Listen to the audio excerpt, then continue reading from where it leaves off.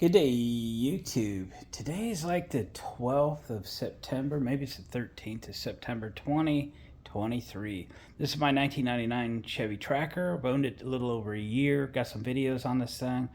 Picked it up in non-running order for 500 bucks. Just needed a timing chain. We did that water pump and, you know, that miscellaneous stuff, belts, hoses, and such. Over a year ago, I did put some tires on it, and other than that, just been maintaining it and driving the wheels off of this thing. I love this car. I had a 1 year older version of this vehicle some years ago. Of the 100 vehicles or whatever I've owned over the years, I got rid of that other one to buy a Ford Explorer. Worst decision I ever made. I missed that car until the day I bought this car and got this one running. Now this one's going. I don't miss the other one. I like this car a lot. It isn't perfect by any means, but it just does everything for me, and it's just a great little driver. It's not in that great a condition. You see the paint's peeling on the hood. We might deal with that one of these days, but I can haul stuff, I can tow stuff. I just drive it and drive it and drive it. Yesterday morning, I'm just out running errands, and it started to make this really loud snap pop, like a spring resetting itself in the front end. I did put it up on the lift yesterday. I couldn't see what was wrong with it. I posted my situation on the Chevy Geo Tracker forum on Facebook, and have had some really good input as to what that noise might be. Let's get this thing up on the lift and see if we can figure it out based on the information the nice folks have given me.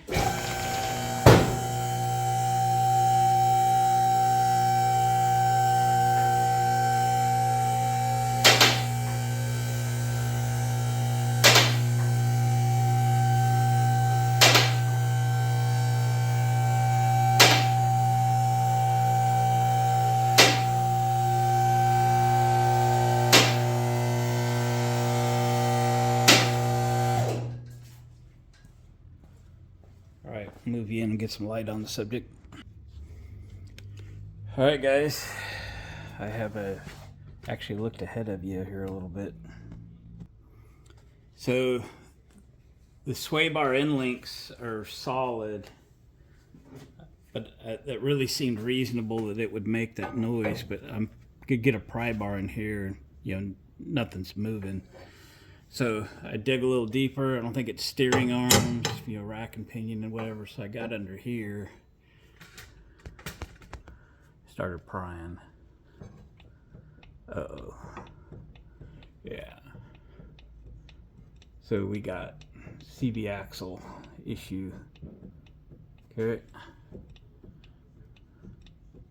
Dang. Well, it is what it is, right? So I don't think that's something I'm going to repair. Probably could. Don't want to. There's a shop here locally that I trust, a couple of them actually, and I think I'll let them deal with that. Let's look at the other side real quick.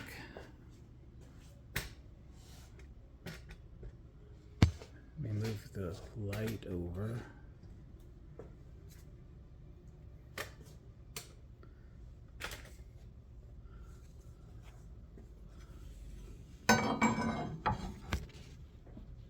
Yeah, this one's fine. Okay, well, that's a diagnosis anyway. Again, because it's just not something I want to work on. And again, I got a shop I really trust. If there's something else going on up here, they're gonna find it, and we'll get it fixed, I guess. So I was hoping it was a $25 part that I could get coming today and make it fixed. But I wanted to be sure, if it's something I shouldn't be driving, and it appears that I shouldn't be driving it. So don't need that thing to fail, and we'll take it from there. All right, guys. Thanks for watching. Appreciate the comments. Thumbs up, please, on the way out. And if you've got a really loud snapping noise under your tracker, gotta look at a CV axle. Here we go. All right, it's the next day. I did park the tracker, so nothing bad happens, but I just got an appointment, take this in tomorrow to get the axle shaft replaced, and whatever it needs. But you know, these things don't come with hubs, but you can put hubs on them, and I'm gonna order a set right now. Had I had put hubs on this when I first got this thing a year ago, I don't know if we'd be having this issue, because the axles wouldn't turn. They would have no wear. So my encouragement is, if you have one like this, and I've thought about putting hubs on this thing for so long, but I've never done it, it might be a good idea. I mean, hubs are cheaper than this axle replacement's going to be, and it might even pick up a little bit of fuel economy. So it's not my only tracker. If you realize, my two-door tracker's got hubs on it, but you know, it was set up to be towed. I'm gonna look into this a little bit deeper, because I got one side of this, left side, right side, can't remember. The stupid screws that hold the hub on, the heads are stripped. I can't get them out. So I'm gonna have to like put a cut-off wheel down right through there, cut those bolts off, and destroy the hubs in the process. So I might order 2 sets. We'll see, because this bearing's a little loose. So yeah, well, it's always one thing or another, right? So anyway, I just wanted to, before I end, completely end this video, I wanted to suggest that if you don't have locking hubs, to put locking hubs on them. Worn hubs are about 250 bucks. Other aftermarket hubs, I think I've seen them for around 150 bucks. Those are aftermarket, they're not worn. You know, worn's top of the line. I highly recommend them, but I'm probably not going to spend the extra 100 on them for this, so I will get those things coming. I'll get this thing to the repair facility tomorrow. Hopefully get this back a couple days. I miss my red tracker already, and it's only been sitting here for 20 hours.